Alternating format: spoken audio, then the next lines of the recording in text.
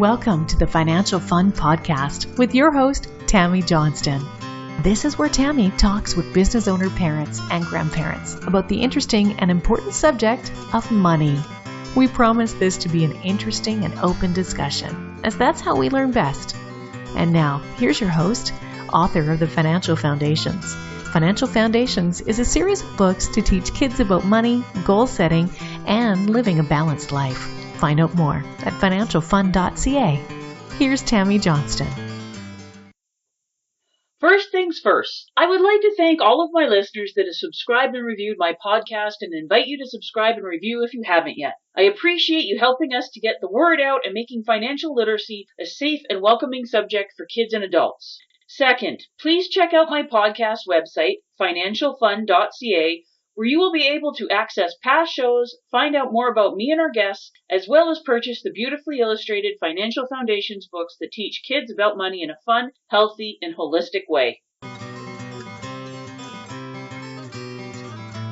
Hello once again, and thank you for joining us for the Financial Fun Podcast. Today, our guest is the energetic and unstoppable Danny Lyon. Thank you for joining us, Danny.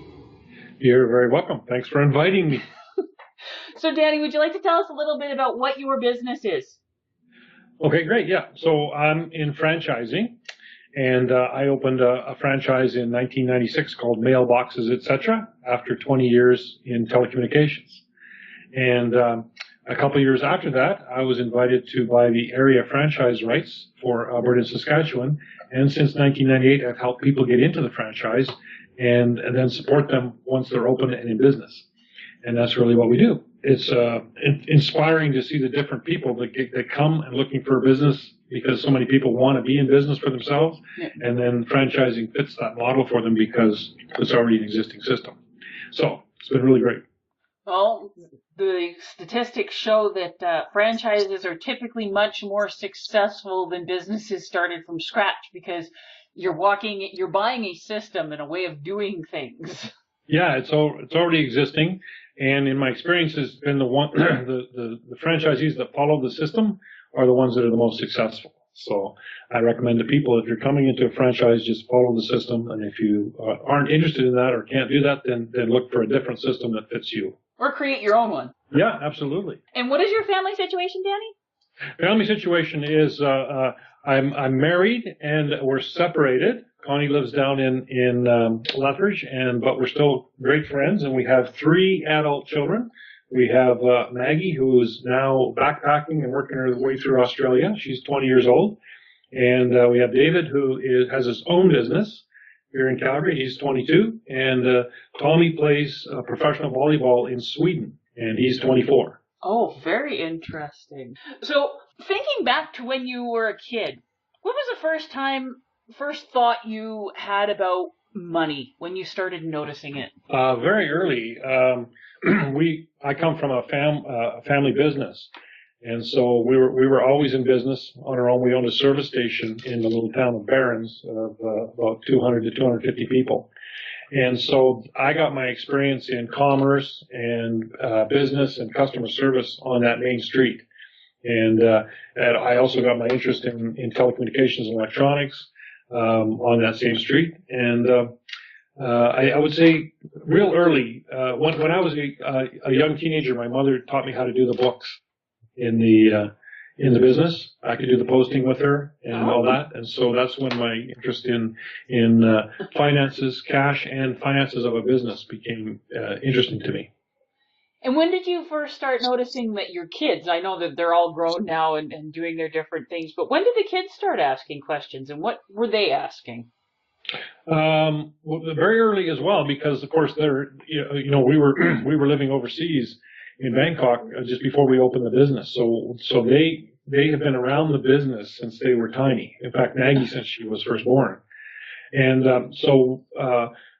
the interesting thing about that was they're all interested in their own business now because of that.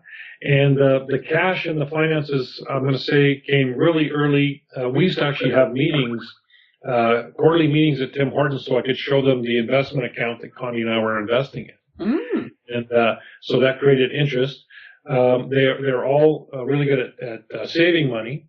And they also have a great understanding of what return on investment and what you would invest in and all that stuff. So it's really kind of, I'm trying to think of the questions they would ask. Is of course they went through all of the stages that, because, there was a credit card, you could just buy anything. Yep. And, but I think they wanted to know, I'm trying to think savings wise, like they wanted to know how, they were keen on how much they had to save for stuff that they wanted to do so that they weren't dependent on us. And that came very early. I would say they were all in that mode before they were 10. So they got it that if they were going to take responsibility for saving, they could do stuff that we might not going to provide to them, right? And of course, at that time it's fun stuff and all the PlayStation and stuff like that. But they got it that if they wanted that, they would have to be the ones that figured out how to earn some money and save. And so they've always been great that way of having jobs, odd jobs, and then of course as they got older, they had summer jobs and locking money away.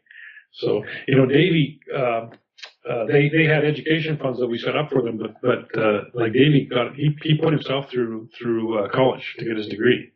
So and that's how he wanted it. So that's quite remarkable, and that comes from all of that early on them being responsible for their finances. Oh, very much so. I love that. The earlier that they can start learning and being part of the conversation and figuring things out, the better they are for the rest of their lives, because so many people don't start getting serious about looking after their finances and learning and asking the questions until they're in their 40s. Yeah. Absolutely. Yeah, that's been my experience too, of even people getting into business for themselves. One thing that we set up, we didn't want to use the phrase that we couldn't afford that, right? So if they wanted something when they were younger and they were demanding, we would say, okay, what would it look like? How could we afford that, right? What would it look like to have the extra cash outside the budget so that you could have that? And that caused a different way of looking at things. Yeah, so many people are just, no, we can't afford it, or shut it down, and then you've got people that the kids won't ask, they don't want to deal with the blowback or make their parents feel guilty or anything, where I like it a lot more. It's much more empowering going, okay, how can we do this? What are our options? Why do you want it? Because sometimes the kids just want it because, well, my friends have it, or I saw this advertisement on TV. Yep. And that's great. And there was many occasions, examples of when they finally got what they wanted, right? Yep. That they found out that wasn't it, and it didn't do anything, right? So the process of getting isn't where it's at. The process of getting is actually more exciting than the actual getting and using. And so, but they got that having stuff that they supposedly wanted wasn't really where it was at anyways after a period of time. And then we always drilled into them that I don't know if that's the right term, drilled into them. We always invited them to consider that the real juice is when you're helping others, when you're contributing to others. Mm-hmm. And I've always spoken with the kids about, but everybody as well, is that the business owners that focus on money typically are set up for struggle. Yeah. We're business owners that are focused on the people, the customers, that are set up for success. And so that's what I've always tried to instill in the kids, that just focus on the customers, whether you're working for someone and it's their customers, yep. Treat them like they're yours. And if you are in business, then they definitely are your customers, and focus on them. And the money just flows then. Yeah. A lot of people get it that mixed up, and yes, they're focusing on the money, and then they're wondering why it doesn't come in. Yeah. Well, there's significance and attachment to it, and that's we don't usually get the more significance and attachment we have to something, we typically don't get it. And so when you just focus on the source, which is making a customer golden, having a customer leave more lit up than when they walked in the place. If you're doing that, then you are golden, and the money will flow. And you actually enjoy life a whole heck of a lot more as well. Yeah, well, there's contribution, there's fulfillment in that, as opposed to sitting and worrying about the money. Right? Because it'll always be a struggle then. So now with all of your kids being like adults and out on their own doing their various things, are you finding that they're having other questions, or what are the things that you're noticing as a dad to adult children now? Well, I'll give you an example of Maggie. That's a great question because it has changed. And so Maggie was buying a vehicle in Australia for her and her new boyfriend to go up the west coast and do the stops that she'd had planned originally when she created that trip. And so she calls to get some advice because she got from an early age that a vehicle is one of the worst investments that you can make. Yep. And so they were talking about budgeting and so on and so forth and what they wanted. Did they need a four-wheel drive or could they get by with an SUV where they were going? And she wanted some of that information to take back to him to explain it. She just wanted to go over it again. But I thought that was great. She got it, that a vehicle is one of the worst investments you can make. And she didn't want to waste her money. She wanted to get what they needed and not waste a whole bunch of money on stuff, the emotional part of buying a vehicle. Yep. So that's kind of cool. And then other questions. So David has his business now, and so he has many questions and on margins, return on investment. He's tripled the sales in that business since he bought it, and just from a year ago. Yep. And it's worth a lot more money. And so now he's asking things like, is this the time to sell? And so we have conversations like the best time to sell is when somebody wants to buy. Yes. So if you buy, then sell it. And then you just need to have a plan of what you're doing next. Would you go to work for somebody? He can't see himself working for anybody now. And so great. So then you have to have another business to go to or another business to maybe invest in that somebody else has operated. And or build one. Yeah, he's looked at that too. He'd really like to have a consulting business. That's interesting. You know, the questions you're asking about their background in finances. And now in business, that's what that expertise that he's gained throughout his life and he's gaining now in business is what he would like to share with other people. And that's why he's even thought of a consulting business, right? Where he could coach people. So even at his young age. Well, in some ways, his young age is a drawback for some people, but for a lot of others, it's a major plus because there's so many young people. Like when I was growing up, school and parents and all that, work hard in school, go to university, get a good job with a big company, and stay there forever. Well, that doesn't exist now. And there's so many people going, well, do I want to go into debt to go to school and put in all this time? And what if I don't want to do it and all this stuff? And they're thinking about, I want to go into business. But you can take all the courses, but still not really learn all that much. Where if they could actually talk to somebody who's closer to their own age that understands and that they can look up to, that's really attractive for, like you said, younger people. Yeah, and there's also, that's great, and that's very true.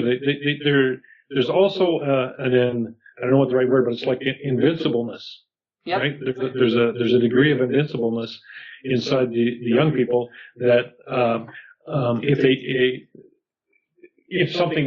there's roadblocks thrown up by old guys like me, they will ask why, and why not. Right?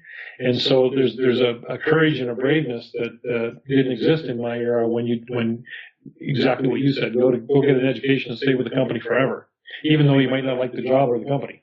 Right? You just take that. But it has a pension and benefits, so you tough it out and you count down your days to retirement. Security and the benefits, to stay there for that, right? And get yourself a government job, then you're set, even though you might hate it. But and I get to see so many people that did that. They're in their 40s and 50s now, and their kids are growing up, and they've maybe taken a package from their company, whether it was downsizing or not, and now they've always wanted to be in business for themselves, and they want to do some of those things that they wanted to do when they were younger that didn't exist for them. And so the young people now are kind of they have.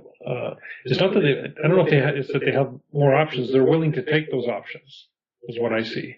And again, it's that braveness and courage that. Well, they're much more adaptable as a generation because they've been open to so many different things, and they've seen who doesn't know somebody who's been downsized, right-sized, outright fired, seen their company go under, and they lose their job that way, or been through a few recessions, and so they're going. The myth of security, it doesn't appeal to them because they know that it's a myth. So they're going, okay, how can I make this work? The statistics say that your kids and my daughter are going to do 7 total and complete career changes before they finish working. Not just changing companies or roughly jobs, but 7 total and complete career changes before they're finished. That would have given my mother a coronary. Yeah, yeah, mine too. Yeah. I've done one. I went from telecommunications to being a businessman. I can't even say that I've done that. I've been in financial services for my entire adult life pretty much, and it's like, but even within that confine, it's evolved and changed and did close to 10 years as an employee, and now we're coming up on 14 years as running my business, and it's just constantly learning. That flexibility, I guess, is maybe the right word for the young set now. Maggie's done her tour of the West Coast, and they're going to go back to Melbourne. And I said, "Then what's next?" She says, "Oh, I'll just get a job, and we'll just put some money away because the family's all her new boyfriend. They're all meeting in Thailand over Christmas."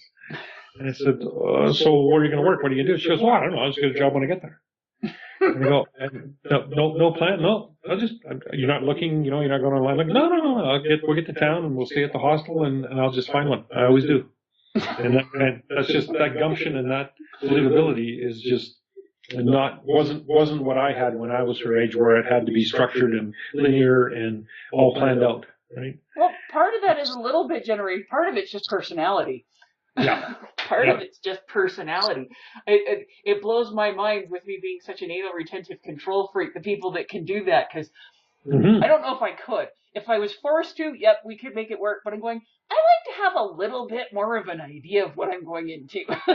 Yeah. I know. It's kind of a neat thing. So, Maggie she started working in a store when she was 14, and she by the time she was 16 could run a store, the UPS store franchise. She could run a store by herself. Mm-hmm. She had that experience of doing that. And so, when she tells me that she's just going to go to Melbourne and get a job, there's no doubt, right? Because there just is. And one of the neat things that she created when she went there was when she was saving money for this trip, because she created it when she was 17. This is what she always wanted to do. And she bought a plane ticket for the first thing she did was save enough money to buy a plane ticket home in case it didn't work out. Yep. And that's still sitting in a separate account. That gives you kind of a foundation or a confidence thing that if it wasn't working out, you just go home and you have the money to get home, right? And then secondly, she saved money for the flight there, and so when she had that was all set in her account. And then she saved for enough money that she calculated she would need until she got her first job, because she wanted to have fun for about a month before she got her first job. Yep. And so that was her planning when she went over, and then she's been, I say winging it, but it's not really. It's just the confidence that she has that she'll get what she needs when she needs it. It's not winging. It's going with the flow, and she knows that she brings enough different skill sets and abilities because of all the things she learned as a teenager through the different jobs and paying attention to obviously her parents, that she knows what she brings to the table. Yeah, it's true. Yeah, and one neat thing about the all three kids, they're not hesitant to make a phone call to ask for advice or to discuss something that they're thinking about doing. So they keep us pretty well informed, and my experience has been they make pretty heady or heads up decisions. So. Well, I think that comes down to an awful lot of the fact that you and Connie have always been so open with them about the subject of money, that they know that it's safe to talk to you guys and that you know what you're talking about, which is why I do the books and why I'm doing these podcasts, because I want the parents to learn that it's an important subject and you need to make it normal rather than like the dreaded, you always see the TV sitcoms and stuff and have that dreaded, we have to sit down and have the birds and the bees talk, and it's just a recipe for disaster, which is why it's on the sitcoms. But I'm going, that's not how you should be handling that talk, and it's definitely not how you should be handling any of the financial subjects. Yeah, that's true. And in the era that my parents grew up in, it was all closed door kind of thing around finances. So it's kind of neat to open that door. And my mom helped, once I started doing the books, because I was really inquisitive on how stuff worked. And then it's just kind of, I don't know if it was by design for our kids, but it was just always an open conversation around savings and money and investment funds. And then those meetings that we had at Tim Hortons was great. They felt, they can make decisions. I love them to make decisions on if they wanted to move to, say, a different mutual fund. Mm. And so they knew what was there, and they could look up their own information on what they wanted to invest in. And so if they wanted to, they didn't have to, and I would take care of it. But it was a great conversation, right? And they got in touch with, because in the realm of I want PlayStation and everything else, when you see that there's money sitting in an account somewhere, it could be, the conversation could be, well, let's just cash in some of that, and then I can have my PlayStation. Yeah. But what they really got related to was this was investment over here, and was something that you don't really, it's not the play with money, not the entertainment money, right? This is foundational and future money, right? So that was a great distinction to establish with them as well. Well, all your successful business people and the big tycoons that you hear about, if they've got kids, you hear all the time about how they drag their kids to the different meetings and stuff with them, and just have them in the room and paying attention so that they would pick up on things, and then as they got older, they could participate more and ask questions, and that's how they learned and passed on the knowledge, because they were planning on, okay, I want my kids to take over the business, and therefore they need to know about the business. Yep. And I always remember listening to, I can't remember why, but it was an interview with Malcolm Jamal Warner, the guy who played the son on the Cosby Show. Yeah. And he was talking about how his mom always used to drag him to the meetings with his accountants, because he was making very good money being one of the stars of the Cosby Show. And he says, at first I absolutely hated it, but he says, looking back now, he says, I cannot thank my mom enough for making sure that I learned about this stuff and understood what was going on. He says, it has set me up for life, because so many of the kids, actors and stuff, they don't have that support and they don't understand, and therefore they make really bad decisions with their money because they just simply do not know. Absolutely. And you see it in sports as well, right? Oh, huge. Yeah. Baseball players and basketball players have gone bankrupt after making all those millions year after year after year. Yeah. Yeah, you see the sad stories about the guy who got fired because he wouldn't take off his Super Bowl ring as he's washing the cars, because it's the only thing that he had left, and he was one that was making $20 million a year, and there's nothing left. No. Yeah, you can search on the web on how many of the former baseball players and basketball players have gone bankrupt. It's just incredible.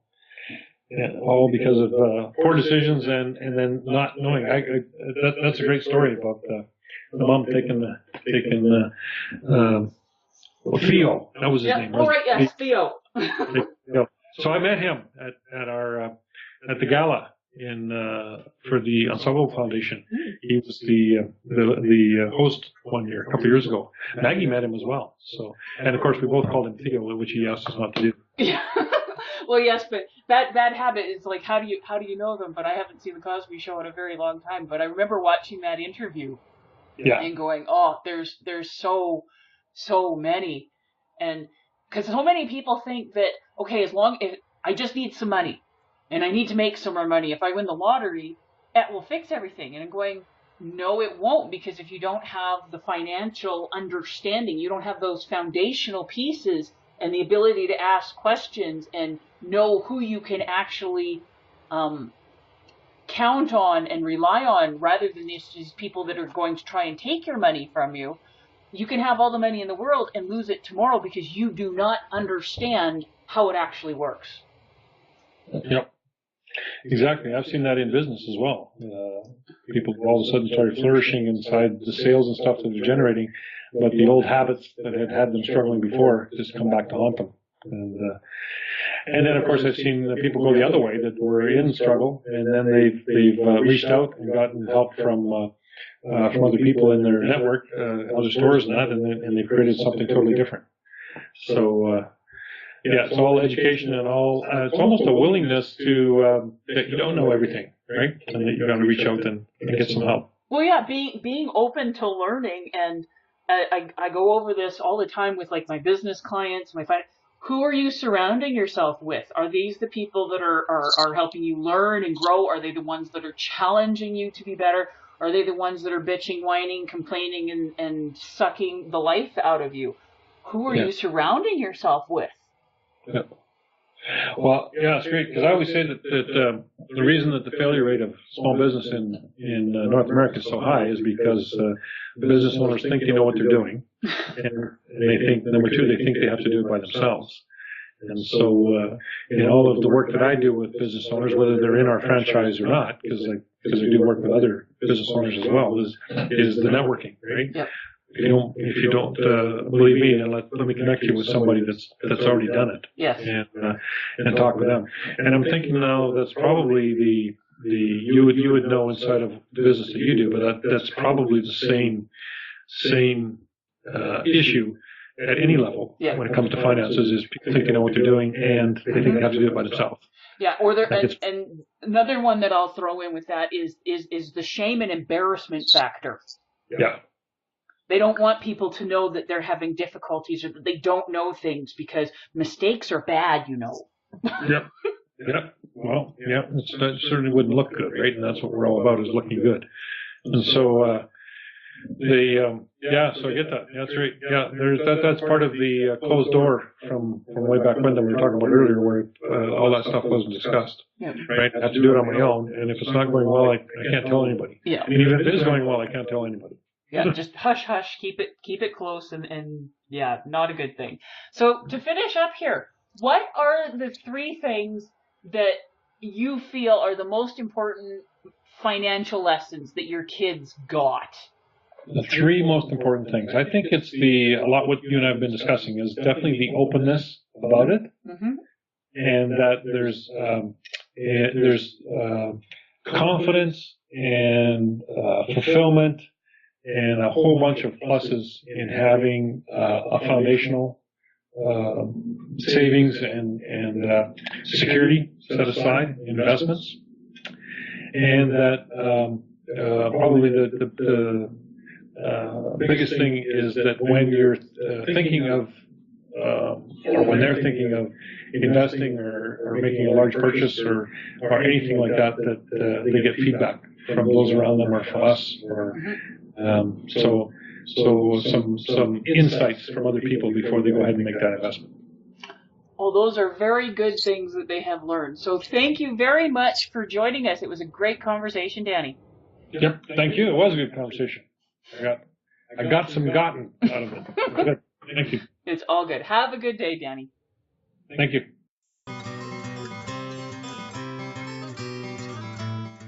Before we leave each other, I would ask all of you listening to please subscribe to and rate my podcast. A review would be most appreciated, and feedback is always welcome. Whether it be a comment, future topic suggestions, and/or questions you or your kids would like to have answered in the Ask Tammy column on the financialfund.ca website. Please feel free to check me out on Facebook at Financial Foundation's Children's Books, on Twitter at Financial Fun, and Instagram at financial.fun. Thank you for joining us for this episode of the Financial Fun Podcast. Join Tammy Johnston again next week. For more information, please visit financialfun.ca.